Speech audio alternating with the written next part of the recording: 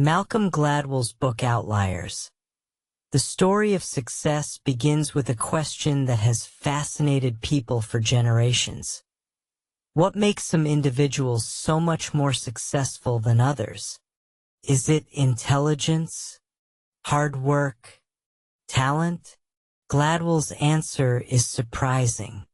While those factors play a role, they aren't the whole story.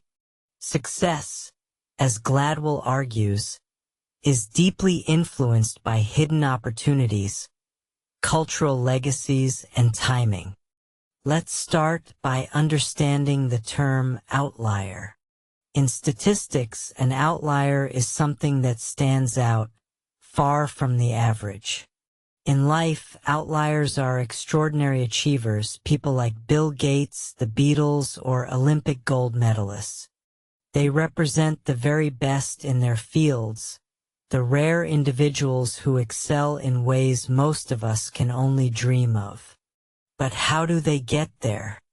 Gladwell argues it's not just about personal effort, but also the circumstances they encounter along the way. One of the most compelling examples Gladwell provides is the 10,000-hour rule. This concept states that mastery in any field requires approximately 10,000 hours of deliberate practice. For instance, when we think of the Beatles, we imagine instant success. But before they became global icons, they spent years playing in clubs in Hamburg, Germany. Night after night, for hours on end, they honed their skills. By the time they gained fame, they had already surpassed 10,000 hours of practice. This rule challenges the idea of natural talent. It suggests that exceptional performance isn't just innate. It's cultivated through sustained effort. However, practice alone isn't enough. Timing and access to opportunities also play a crucial role. Take the story of Bill Gates. Today, he's celebrated as a genius and the founder of Microsoft, but his path to success was shaped by a series of fortunate events. Gates attended a private school in Seattle that had one of the earliest computer labs. At a time when most people had no access to computers, Gates was spending hours programming as a teenager. By the time he dropped out of Harvard to start Microsoft, he had already accumulated thousands of hours of experience. Another example Gladwell examines is the birth month advantage in Canadian hockey. If you look at the rosters of professional hockey players, you'll find a surprising pattern. A disproportionate number of players are born in January, February, and March. Why? The cutoff date for youth hockey leagues in Canada is January 1st. Children born earlier in the year are older, bigger, and stronger than their younger peers, giving them a natural advantage. They're more likely to be selected for elite teams, receive better coaching, and get more practice, which sets them on a path to success. These examples highlight an important point. Success is not just about individual effort, but also the environment and opportunities that shape us. Timing matters, access matters, and small advantages, when compounded over time, can lead to extraordinary outcomes. But what about cultural legacies? Gladwell explores how deeply ingrained cultural values can influence success. For instance, he looks at why Asian students often excel in math. Part of the answer lies in the cultural tradition of rice farming, which requires precision, patience, and hard work. These values, passed down through generations, create a mindset conducive to success in math, a subject that rewards persistence and attention to detail. The concept of cultural legacies also explains why some communities struggle. Gladwell discusses the history of Appalachia, where violent feuds between families persisted for generations. These conflicts, rooted in a culture of honor, brought over by Scotch-Irish immigrants, created a cycle of mistrust and violence that shaped the region's development.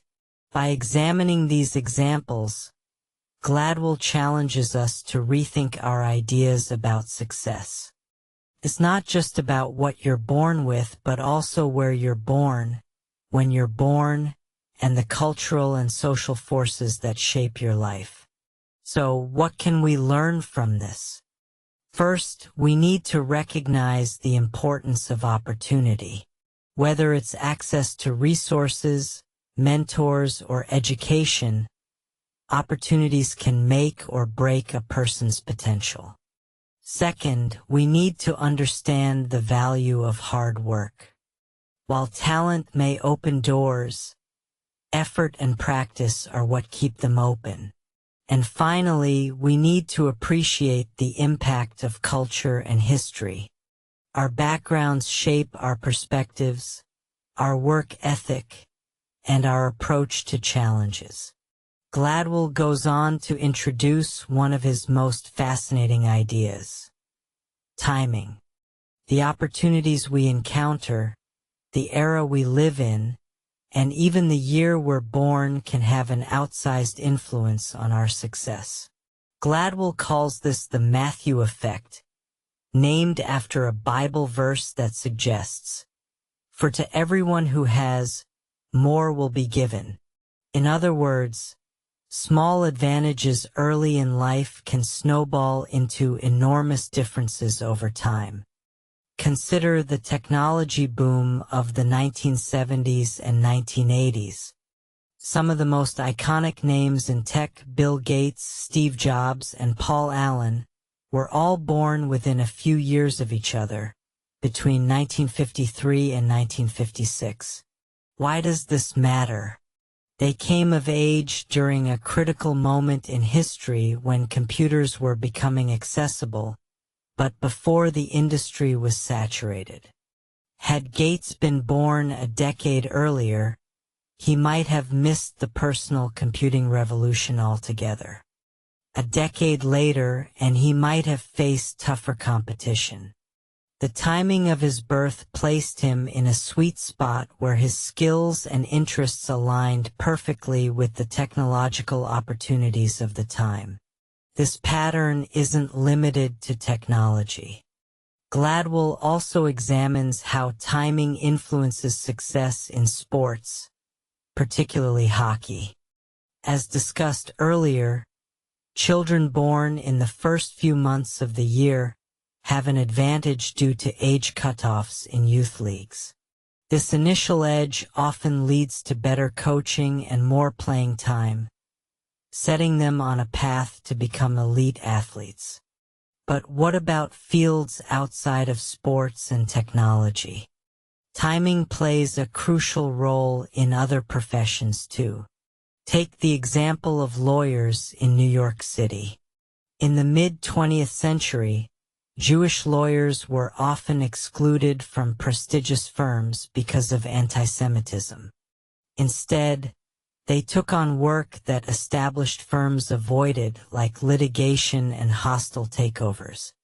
By the 1970s, when corporate takeovers became a booming business, these Jewish lawyers were uniquely positioned to dominate the field. Their exclusion from traditional paths had actually prepared them for a future where their specialized skills were in high demand.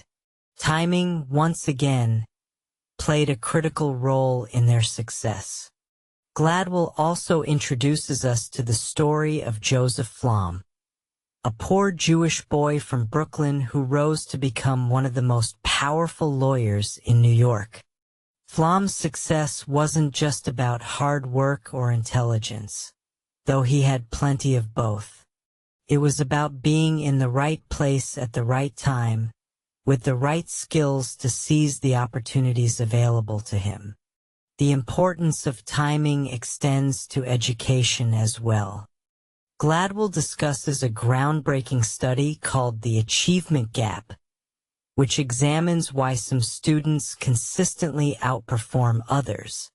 Surprisingly, the study found that the gap wasn't due to differences in intelligence, but rather to how students spent their time outside of school. Wealthier students often have access to summer camps, enrichment programs, and extracurricular activities that keep their minds sharp during the long break. In contrast, poorer students often fall behind during the summer because they lack access to similar resources. Over time, these small differences add up, creating a widening gap in achievement. This finding has profound implications for education policy. If we want to level the playing field, we need to provide all students with access to learning opportunities year-round, not just during the school year. As we reflect on these stories, a clear pattern emerges. Success is as much about when and where you're born as it is about how hard you work. Timing shapes the opportunities we encounter, the skills we develop, and the challenges we face. It's a powerful reminder that success is never just about individual effort. It's about the systems and circumstances that support us. Malcolm Gladwell also explores how culture shapes success in ways that are often invisible but deeply ingrained. The values, habits, and traditions we inherit from our communities and ancestors can either propel us forward or hold us back, depending on the circumstances. One of the most striking examples Gladwell discusses is the success of Asian students in mathematics. Why do Asian countries consistently outperform others in math? Is it genetic, as some stereotypes might suggest? Gladwell argues that the real explanation lies in culture, particularly the centuries-old traditions of rice farming. Rice farming is an incredibly labor-intensive activity. Farmers must work year-round, carefully planting, tending, and harvesting their crops. It requires patience, precision, and a willingness to solve complex problems, like managing water levels in intricate irrigation systems. Over generations, these traits, hard work, persistence, and attention to detail, became deeply embedded in the cultures of countries where rice farming was prevalent. These values carry over into education. Gladwell points to the structure of Asian languages, where numbers are named more logically than in English. For example, in Chinese, 11 is 10-1, and 12 is 10-2. This linguistic simplicity makes basic math concepts easier to grasp, giving children a head start in arithmetic. But the most important factor is the cultural attitude toward effort. In many Asian cultures, there is a deep belief in the value of hard work. Failure is seen not as a lack of ability but as a lack of effort. This mindset encourages students to persist through challenges, knowing that success comes from practice and determination. Gladwell contrasts this with the culture of honor prevalent in some parts of the world, particularly the American South. This culture, rooted in the herding economies of Scotland and Ireland, emphasizes personal reputation and quick retaliation for perceived slights. In such communities, disputes often escalate into violence, as people feel compelled to defend their honor. How does this relate to success? Gladwell argues that cultural legacies can influence behavior in surprising ways. For example, descendants of these herding cultures may be more prone to aggression or conflict, even in modern settings like the workplace. Similarly, the persistence and precision of rice farming cultures can lead to extraordinary success in fields like mathematics and science. Another fascinating example Gladwell examines is the airline industry. He discusses how cultural attitudes toward authority and communication have contributed to airplane crashes. In some cultures, subordinates are taught to defer to authority figures, even when they know something is wrong. This power distance can be dangerous in a cockpit, where co-pilots may hesitate to question the captain's decisions. Gladwell tells the story of Korean Air, which had one of the worst safety records in the 1980s. The airline underwent a major transformation by addressing cultural barriers to effective communication. Pilots were trained to speak up assertively and challenge authority when necessary. As a result, Korean Air became one of the safest airlines in the world. These stories highlight a key insight. Cultural legacies are powerful, but they are not destiny. They shape how we approach challenges, interact with others, and define success. By understanding our cultural strengths and weaknesses, we can adapt and grow. Gladwell also explores the concept of practical intelligence, which is the ability to navigate social situations and get what you want without causing conflict.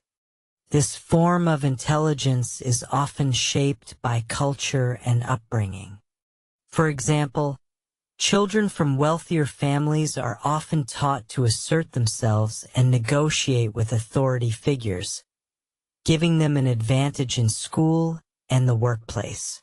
In contrast, children from less privileged backgrounds may be more hesitant to speak up, even when they need help.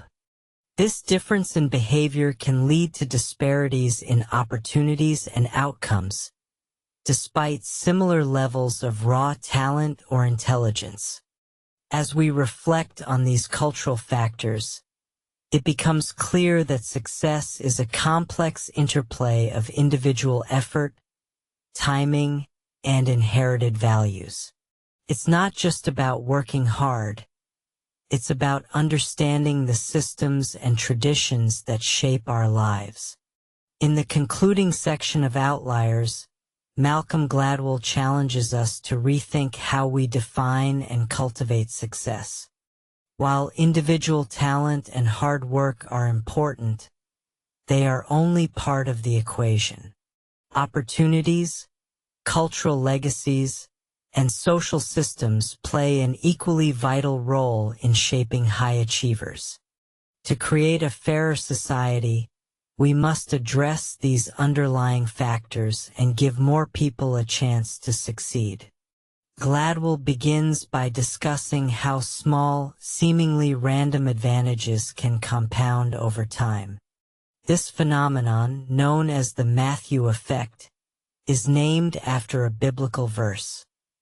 For unto everyone that hath shall be given, and he shall have abundance. In other words, those who start with an advantage tend to accumulate even more over time. For example, in youth sports, children who are born earlier in the calendar year often have a physical edge over their peers. They are bigger, stronger, and more likely to be selected for elite teams, where they receive better coaching and more practice. Over time, this early advantage grows, leading to disproportionate success for those lucky enough to be born at the right time. Gladwell argues that similar patterns exist in education and the workplace. Students who excel early in school are placed in advanced classes, where they receive more attention and resources. Workers who start their careers in high-growth industries or at prestigious companies have better opportunities for promotions and networking. These initial advantages create a cycle of success that can be difficult for others to break into. So how can we level the playing field? Gladwell suggests several solutions. First, we need to recognize and address systemic biases, such as the cutoff dates in school sports or the overemphasis on standardized testing. By creating more flexible systems, we can give late bloomers and underrepresented groups a fair shot at success. Second, we need to provide more opportunities for mentorship and skill development. Gladwell highlights the example of the KIPP Knowledge is Power program schools, which serve low-income students in the United States. These schools emphasize hard work, discipline, and high expectations, while also providing support systems to help students overcome challenges. Many KIPP graduates go on to attend college and achieve success, despite their disadvantaged backgrounds. Another key factor is the distribution of resources. Gladwell notes that wealthier communities often have better schools, more extracurricular activities, and stronger social networks. To address this inequality, we need to invest in underserved areas, ensuring that all children have access to quality education and enrichment opportunities. Gladwell also emphasizes the importance of cultural change.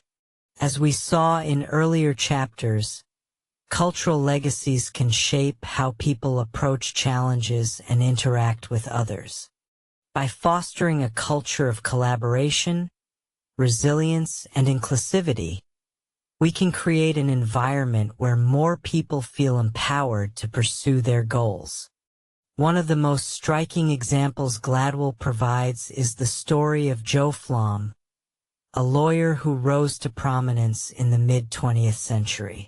Flom came from a humble background, but he succeeded by seizing opportunities that others overlooked. At the time, elite law firms avoided certain types of work, such as corporate takeovers, because they were seen as unprestigious. Flom and his colleagues specialized in these cases, gaining expertise in a field that eventually became highly lucrative. Flom's story illustrates the power of adaptability and timing. Success often depends on being in the right place at the right time, but it also requires the ability to recognize and capitalize on opportunities. By teaching these skills and encouraging a growth mindset, we can help more people achieve their potential. Gladwell concludes with a call to action. He urges readers to move beyond the myth of the self-made individual and acknowledge the complex web of factors that contribute to success. By understanding the role of culture, opportunity, and systemic advantages, we can create a more equitable society where talent and effort are truly rewarded. The lessons of Outliers remind us that success is not just about extraordinary individuals. It's about the systems and communities that shape them. Whether we are teachers, parents, employers, or policymakers, we all have a role to play in creating opportunities for the next generation. By working together, we can ensure that success is not a privilege reserved for the few, but a possibility open to all.